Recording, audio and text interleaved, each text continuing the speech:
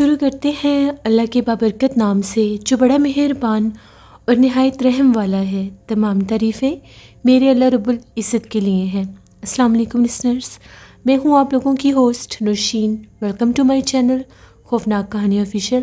I hope آپ سب لوگ خیریت سے ہوں گے، جہاں ہوں گے خوش ہوں گے۔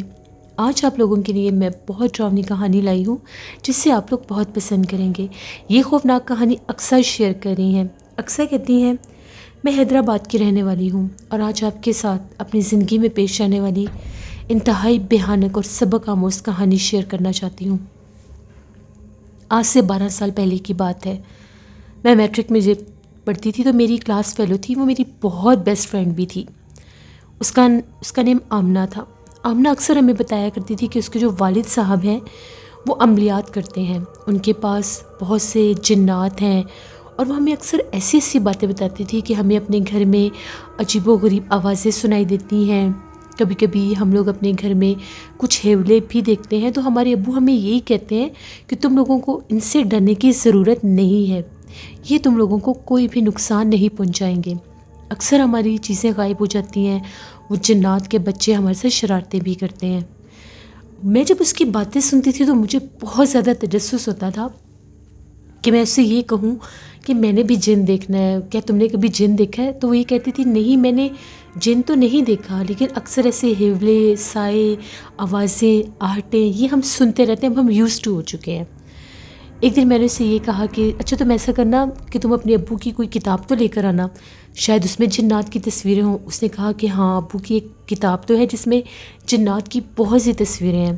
میں نے ڈیلی بیسس پر اس کو یہ کہنا شروع کر دیا، اور وہ ڈرتی تھی، وہ کہتی تھی نہیں ابو کو پتہ چل جائے گا تو وہ مجھے ماریں گے۔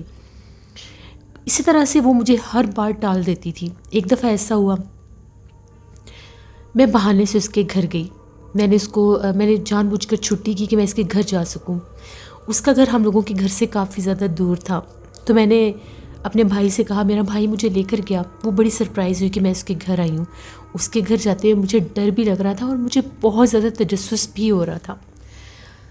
میں اس کے گھر گئی، میں نے اس سے باتوں میں پوچھا کہ تمہارے ابو کا کون سا کمرہ ہے جہاں پر وہ عملیات کرتے ہیں؟ مجھے تو کوئی آہٹ آواز نہیں سنائی دی۔ اس نے یہ کہا کہ ابو جو ہیں وہ کہیں گئے میں کسی دوسرے شہر میں، تو جب ابو گھر پر نہیں ہوتے تو تب وہ جنات ہمیں بالکل بھی تنگ نہیں کرتے، کیونکہ ابو ان کو کنٹرول کرتے ہیں، تو اس لیے وہ ہمیں نقصان نہیں پہنچا سکتے۔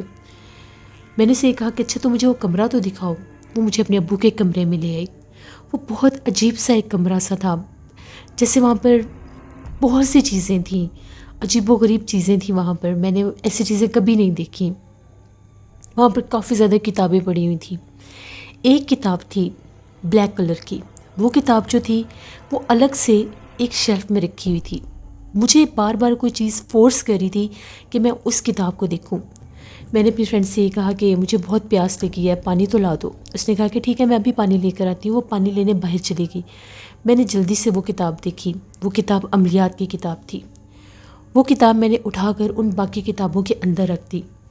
ہم لوگ وہاں پر بیٹھے رہے، باتیں کرتے رہے۔ ابھی اس کی امی نے اس کو آواز دی کہ تمہاری فرینڈ آئی ہے تو کچھ آ کر لے جاؤ، کچھ چائے وغیرہ۔ اس نے مجھے یہ کہا کہ میں ابھی آتی ہوں۔ وہ باہر چلی گئی۔ میں نے اس کتاب کو کھول کر دیکھنا شروع کر دیا۔ اس کتاب میں ایک بڑی ڈراؤنی سی تصویر بنی ہوئی تھی اور اس کے ساتھ کچھ لفظ لکھے ہوئے تھے، اور اوپر یہ لکھا تھا کہ 7 دن میں جن کی حاضری ہوگی، جن آپ سے ملنے آئے گا۔ میں نے باغور اس کو دیکھا۔ اس کے آگے پیچھے بھی بہت سے عملیات تھے، لیکن وہ بہت بڑے بڑے تھے، ان میں وہ بہت بڑی بڑی تصویریں اور پتہ نہیں کیا کیا لکھا ہوا تھا۔ وہ لفظ جو تھے، وہ لفظ میں نے جلدی سے 2 سے 3 بار دیکھے۔ مجھے محسوس ہوا کہ وہ آ رہی ہے، تو میں نے بک بند کر دی اور سائڈ پر رکھ دی، چپ کر کے بیٹھ گئی۔ میں نے اسے یہ کہا کہ وہ مجھے کل والے نوٹس دے دو، ہم لوگوں کے ایگزامس ہونے تھے۔ وہ اپنی بکس لینے چلی گئی، وہ بکس لے کر آئی۔ پھر میں نے وہی پیج نکال کر دیکھا۔ جب وہ آئی تو میں نے اس سے بال پوائنٹ لی اور یہ کہا کہ یہ نوٹس مجھے تم ایک پیج، تو میں اس کے اوپر تھوڑی سی اس کی ہیڈنگس لکھ لیتی ہوں۔ مجھے پتا تھا میرے پاس وہ سارے نوٹس آلریڈی تھے۔ وہ ہیڈنگس لکھتے لکھتے ایک دم سے پھر اس کو ایک گھر والوں نے اس کو آواز دی، وہ پھر باہر گئی، تو میں نے جلدی سے وہ ورڈز لکھ لیے۔ اس کے بعد جب اس نے کہا کہ چلو ہم دوسرے کمرے میں چل کر بیٹھتے ہیں۔ میں نے اسے کہا کہ ہاں ٹھیک ہے چلتے ہیں، تم چلو میں بھی آ رہی ہوں۔ جیسے اس نے اپنی بکس اٹھائی اور میں نے اپنی بکس، وہ اپنی بکس اٹھا کر کمرے سے باہر نکلی اور میں نے اپنی بکس نیچے گرا دی. تو جیسے میں اپنی بکس اٹھانے لگی اتنے میں وہ کمرے سے باہر جا چکی تھی. میں نے وہ جو بک تھی وہ بک ان بکس میں ہی رکھ دی. اب مجھے اتنا ٹائم ہی نہیں مل رہا تھا کہ میں اس بک کو نکال کر واپس اس شیلف پر رکھ سکوں. خیر میں گھر واپس آ گئی. گھر آ کر میں نے سب سے پہلے وہ عمل دیکھا. اب میرے سے یہ غلطی ہوگی کہ میں نے اس کا ٹائم نہیں دیکھا کہ اس کو پڑھنا کس ٹائم پر ہے. خوف بھی تھا دل میں اور ایک تجسس بھی تھا کہ بھلا یہ باتیں بنی ہوئی ہیں کہ ان میں کچھ ریئلٹی بھی ہوتی ہے یا نہیں. میں نے کیا کیا، میں اپنی چھت پر چلی گئی. اس ٹائم رات کے 7 بجے کا ٹائم تھا. میں پڑھائی کے بہانے اوپر گئی. میں وہ بیٹھ کر وہ پڑھنے لگ گئی. ایک مسٹیک میرے سے یہ ہوئی، نہ تو مجھے ٹائم یاد تھا نہ ہی مجھے اس کی تعداد یاد رہی. بس افراتفری میں جو کچھ لکھ سکی میں نے لکھ لیا. میں نے وہ کافی زیادہ پڑھا. تقریباً میں نے 100 ابو پڑھ دیا اس کو. پڑھ کر میں ساتھ ہی اپنی بکس پڑھنے لگ گئی. کچھ بھی نہیں ہوا. میں نے کہا یہ تو کچھ ہوا ہی نہیں ہے. خیر پھر میں واپس نیچے آ گئی، کھانا وغیرہ کھایا. پھر میں ساری رات سوچتی رہی کہ ابھی تو کچھ بھی نہیں ہوا. اگلے دن بھی پھر میں جب اسکول سے واپس آئی تو پھر میں اپنی بکس لے کر بیٹھی. پھر میں نے پڑھ دیا. اسی طرح سے پڑھتے پڑھتے 2-3 دن گزر گئے. کچھ بھی نہیں ہوا. صرف 2-3 دن کے بعد اتنا ہوا کہ مجھے اپنے آپ میں تھوڑا سا چینج فیل ہونے لگ گیا. اب وہ شاید میرا تجسس تھا کہ مجھے کچھ نظر نہیں آ رہا تھا، کچھ فیل نہیں ہو رہا تھا، یا پھر وہ جو کچھ میں پڑھ رہی تھی وہ اس کا اثر تھا. مجھے بہت زیادہ غصہ آنے لگ گیا. انفیکٹ کہ اگر مجھے کوئی ذرا سی بھی بات کہتا تھا تو میں اسے لڑنے پڑ جاتی تھی. میری آنکھیں ریڈ ہو جاتی تھیں. گھر والے بھی اس چیز کو نوٹس کر رہے تھے. امی بڑی پریشان تھیں کہ تمہیں کیا ہو گیا، تمہاری تو نیچر ہنسنے کھیلنے والی ہے، تم اتنا غصے میں کیوں رہتی ہو. میں ان سے کوئی بات نہیں کرتی تھی. بس میرا دل چاہتا تھا میں اکیلی بیٹھی رہوں. جبکہ میں 1 منٹ بھی اکیلی نہیں رہتی تھی. صرف پڑھائی کے ٹائم میں اکیلی رہتی تھی. ادروائز میں اپنے بہن بھائیوں کے ساتھ، امی کے ساتھ، دادی اماں کے ساتھ شرارتیں کرتی رہتی تھی. میں نے پھر پڑھنا شروع کر دیا. آج چوتھا دن تھا اور میرا کوئی ایک ٹائم نہیں تھا. کبھی میں دوپہر میں پڑھ لیتی تھی، کبھی میں رات میں پڑھ لیتی تھی. اس طرح سے میں پڑھ لیتی تھی. مجھے اتنی اس چیز کا تھا ہی نہیں، نالج ہی نہیں تھا کہ اس کا کوئی مخصوص ٹائم ہوتا ہے. آج رات ہم لوگ اکثر اوپر بھی جا کر سوتے تھے اور صحن میں بھی سو جایا کرتے تھے. تو ہم لوگ اوپر والے برآمدے میں سو رہے تھے. وہاں پر بھی ہماری چارپائیاں ہوتی تھیں. آدھی رات کا جب ٹائم ہوا تو ہم لوگوں کی چھت کے اوپر ایک عجیب و غریب پرندہ بولنے لگ گیا. پتہ نہیں وہ کون سا پرندہ تھا. اس کی آواز اتنی عجیب تھی، آج تک ہم نے ایسی پرندے کی آواز نہیں سنی. بالکل ایسے لگ رہا تھا کہ وہ ہم لوگوں کے چھت کے بالکل دیوار کے پاس بیٹھ کر جیسے بول رہا ہے. ابو کی بھی آنکھ کھلی، امی کی بھی کھلی، لیکن ان لوگوں کو سمجھ میں ہی نہیں آیا. ان کو یہی تھا کہ کوئی پرندہ ایسے بول رہا ہے. میں تھوڑی سی کانشیس ہو گئی کہ پتہ نہیں شاید جو کچھ میں پڑھی ہوئی اس کی وجہ سے میں تو ڈر گئی. اب اگلے دن اسکول گئی میں اپنی فرینڈ سے. وہ مجھے کہتی تھی اب تم زیادہ باتیں نہیں کرتی ہو. میں نے اس سے کہا کہ نہیں، اب پیپرز ہو رہے ہیں، میرا ان کی طرف دھیان ہے کہ پیپرز کی تیاری کرنی ہے، تو اس سے میں زیادہ نہیں پوچھتی تم سے. میرے دل میں یہ ڈر تھا کہ اس کو پتہ نہ چل جائے کہ میں نے وہ بک دیکھی ہے. ان کو پتہ ہی نہیں چلا، اس کے ابو کو بھی نہیں پتہ چلا کہ میں نے وہ بک وہاں سے اٹھائی تھی یا نہیں. لیکن میرے اندر تو وہ چیز تھی. اسی طرح سے 6واں دن تھا. اب روز رات کو وہ پرندہ ہم لوگوں کی چھت پر بولتا تھا، لیکن وہ نظر نہیں آتا تھا کہ آخر وہ کون سا پرندہ ہے. امی بھی کہتی نہیں پتہ نہیں، یہ آدھی رات کے وقت عجیب و غریب سا پرندہ ہم لوگوں کے گھر میں بولتا ہے، تو پتہ نہیں یہ کون سا پرندہ ہے. دادی اماں بھی کہتی نہیں کہ یہ کوئی اچھا نہیں مانا جاتا ہے اس چیز کو کہ ایسا پرندہ کبھی بھی کسی کے گھر میں نہیں بولتا. تو تم گھر میں کوئی صدقہ خیرات کرو کہ کوئی اللہ مصیبت پریشانی سے ہمیں بچائے. تو میری امی نے کہا کہ میں ضرور صدقہ خیرات کروں گی. وہ ویسے بھی کرتی تھیں. اس کے بعد وہ کچھ کانشیس ہونے لگی. جس دن 7واں دن تھا اس دن میں نے دوپہر میں ہی وہ پڑھ لیا. ہمیں اسکول سے چھٹیاں ہو گئی تھیں، ہم لوگوں کے پیپر سٹارٹ ہونے تھے. دوپہر میں تو میں نے پڑھ لیا. اس دن میری طبیعت بہت سخت خراب ہو گئی. جس دن وہ پورا ہوا مجھے ایسے لگ رہا تھا جیسے پتہ نہیں یا تو میرا دماغ پھٹ جائے گا یا مجھے کچھ ہو جائے گا. میرا دل بہت گھبرا رہا تھا. نہ چاہتے ہوئے بس مجھے رونا آ رہا تھا. میں رونے لگ گئی. امی نے میرے سے پوچھا کہ کیا بات ہے، تم کیوں رو رہی ہو. میں نے یہ کہا کہ مجھے نہیں پتا میں کیوں رو رہی ہوں، بس میری کنڈیشن ہی کچھ ایسی ہو گئی ہے. ان کو یہ لگا کہ شاید میں پیپرز کا برڈن لے رہی ہوں. وہ سب مجھے سمجھانے لگ گئے کہ تم تو لائق ہو، تمہیں ڈرنے کی ضرورت نہیں ہے. اس دن موسم بہت سا خراب تھا. صبح سے آندھی اور بادل بنے ہوئے تھے. جیسے ہی مغرب ہوئی تو بہت تیز بارش شروع ہو گئی. بہت طوفانی بارش تھی. جب بھی بارش اس طرح سے ہوتی تھی اور گرمیوں کا موسم ہوتا تھا تو ہم لوگ جو برآمدے والے کمرے ہوتے تھے وہاں پر سویا کرتے تھے، کیونکہ بارش برآمدے تک آتی تھی تو بڑی ٹھنڈی ہوا لگتی تھی۔ ہم لوگ سارے برآمدے والے کمرے میں سو رہے تھے۔ تبھی آدھی رات کا جب ٹائم ہوا، مجھے ایسا لگا میرے پاؤں کے انگوٹھے کو کوئی چھیڑ رہا ہے، باقاعدہ جیسے کسی نے میرے پاؤں کے انگوٹھے سے ہلا کر مجھے جگانے کی کوشش کی ہے۔ میری آنکھ کھلی، کوئی بھی نہیں تھا۔ میں نے باقاعدہ یہاں وہاں دیکھا، مجھے کوئی نظر نہیں آیا۔ تبھی اتنی تیز خوشبو مہکنے لگ گئی، وہ اتنی تیز خوشبو تھی کہ جیسے وہ مجھے اپنی طرف اٹریکٹ کر رہی تھی، مجھے کھینچ رہی تھی۔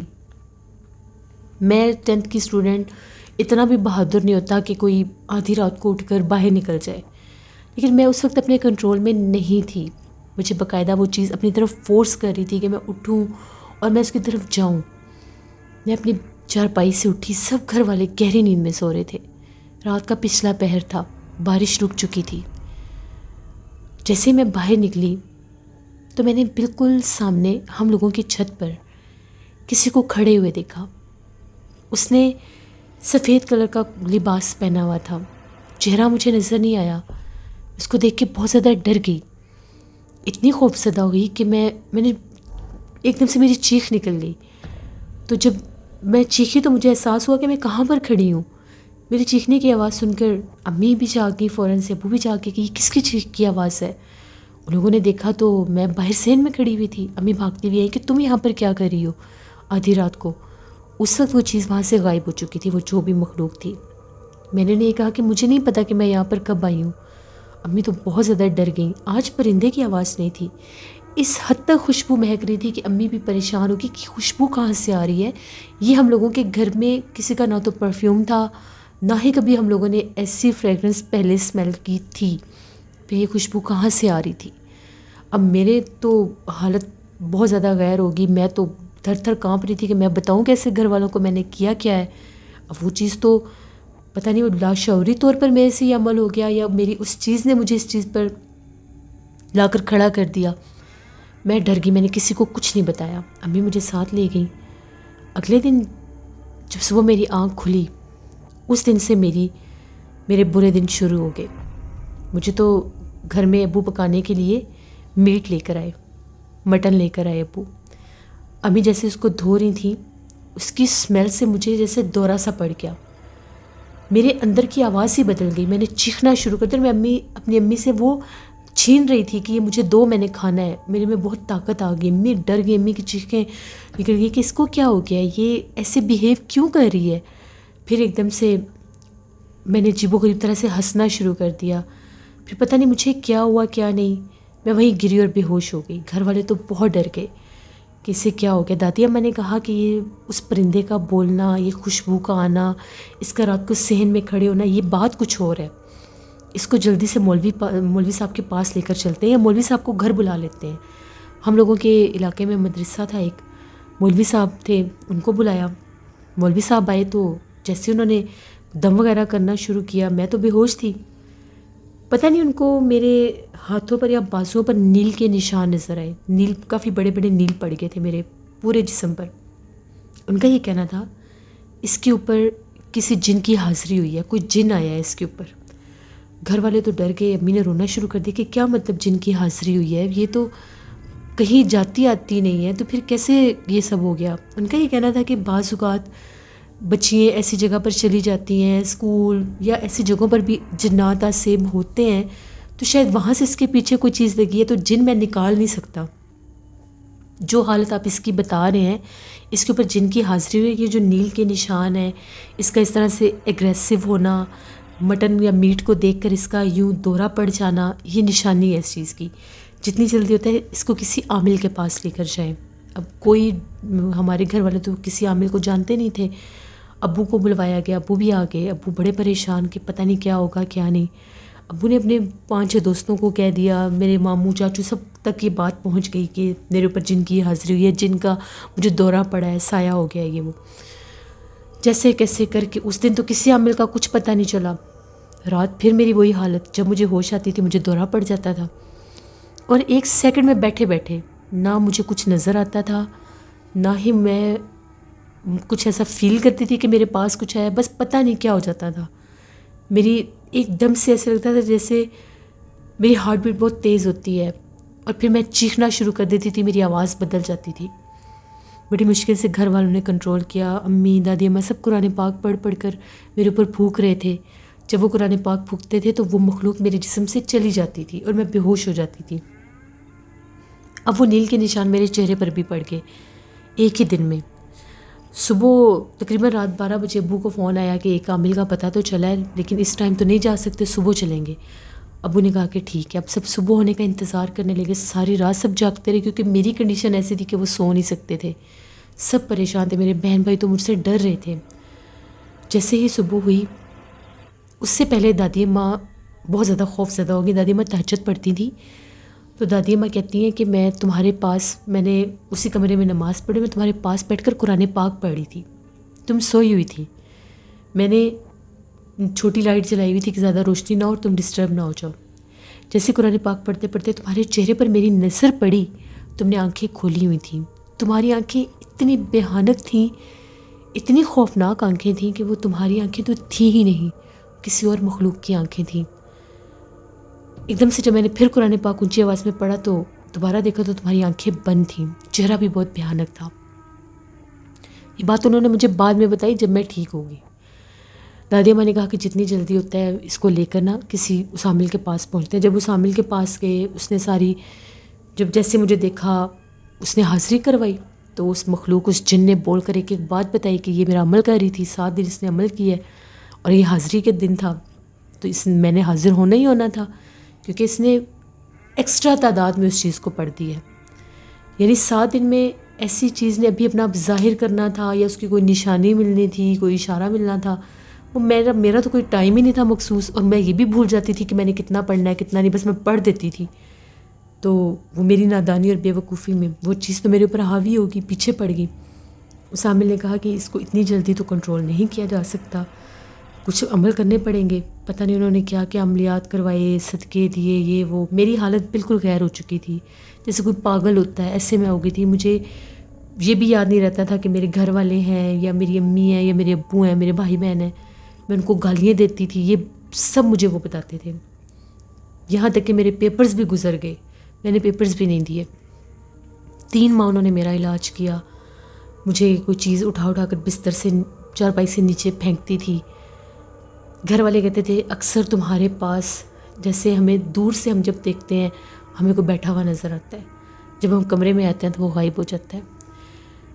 3 ماہ بہت علاج ہوا، ہر طرح کے صدقے خیرات کیے گئے، ہر طرح کے عملیات کیے گئے. میں نے کچھ اس میں سے میں ٹھیک بھی ہو جاتی تھی، کبھی کبھی میری حالت ٹھیک ہو جاتی تھی. مجھے سب یاد آتا تھا، مجھے پتہ آتا تھا یہ میرے بھائی بہن ہیں، یہ والدین ہیں، ان کی میں نے عزت کرنی ہے، ان کو میں نے کچھ غلط بات نہیں کہنی. پھر 3 ماہ کے بعد ایک آخری عمل تھا، وہ قبرستان میں انہوں نے میرے پہنے ہوئے کپڑے رکھے، ہاتھوں کے نیلز کٹے ہوئے رکھے، کچھ تعویذات ساتھ رکھے، ان کو دفنایا. اس کے بعد کالے بکرے کا صدقہ دیا گیا.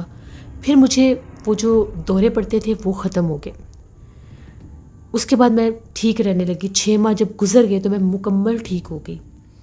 مجھے خوف رہتا تھا. پھر میں نے اپنی غلطی کنفیس کی، میں نے بتایا کہ میں نے یہ سب کیا ہے اور میں نے نادانی میں کیا ہے. مجھے تو پتہ ہی نہیں تھا کہ یہ سب کچھ سچ میں ہی ہو جائے گا. مجھے تو یہ صرف مذاق لگتا تھا کہ ایسا کیسے ہو سکتا ہے، میں کون سی کوئی عالم جو عامل ہوئی ہوں، میرے سامنے یہ چیز آ جائے گی.